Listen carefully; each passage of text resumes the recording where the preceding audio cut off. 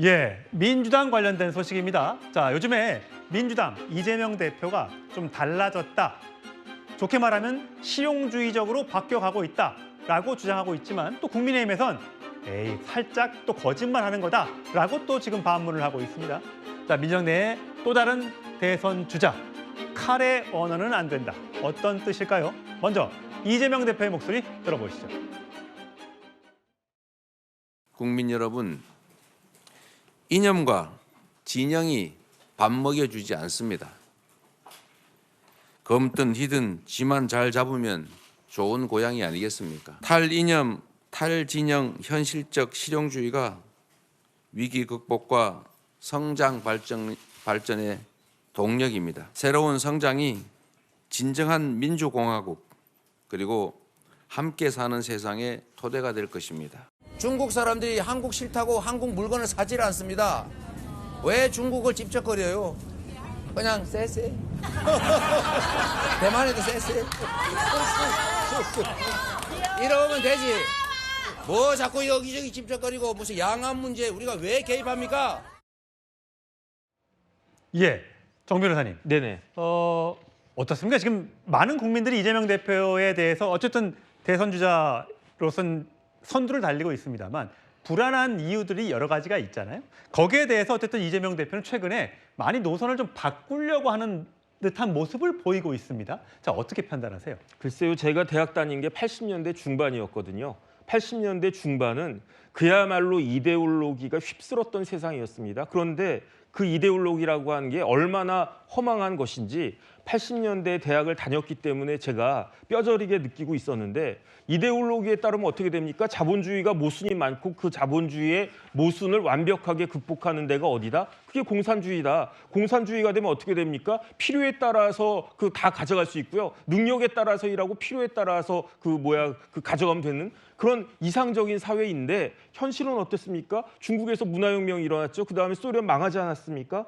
만약에 저는 이재명 대표가 진짜로 이념을 벗어나고 진영을 벗어나는 탈이념, 탈진영의 실용주의를 표방한다라고 하면 저는 이재명 대표한테 진짜로 큰 박수를 쳐드리고 싶은데 예.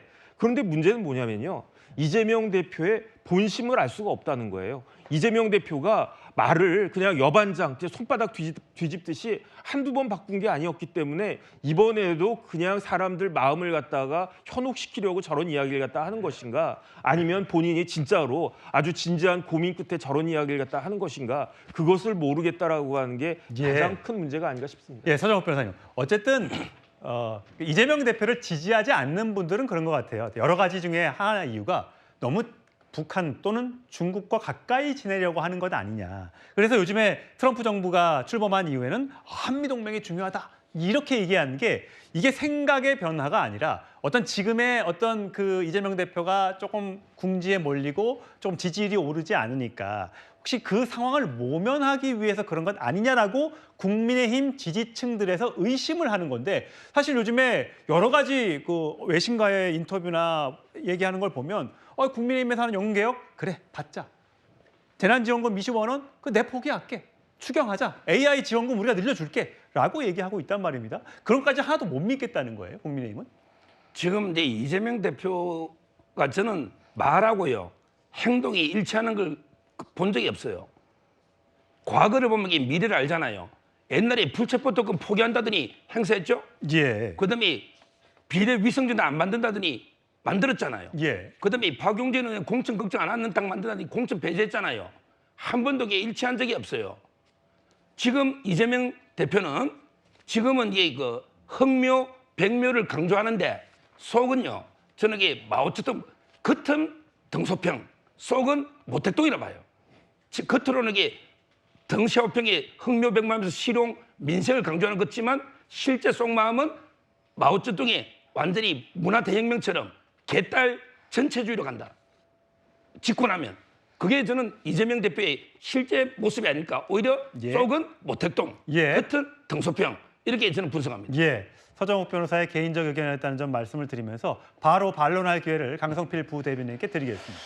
그러니까요, 그 이재명 대표한테 그 기본소득 관련해 가지고 하지 말라고 해서 예. 안 한다고 하니까 이제는 또 본심이 뭐냐라고 어느 장단에 맞추라는 거예요. 예. 그리고 실용주의의 대표적인 말이 뭡니까? 슬로건이 흑묘백묘잖아요. 예. 그러니까 또 중국산 공산당의 언어 쓴다고 그 뭐 화이트묘, 블랙묘 이렇게 얘기해야 됩니까?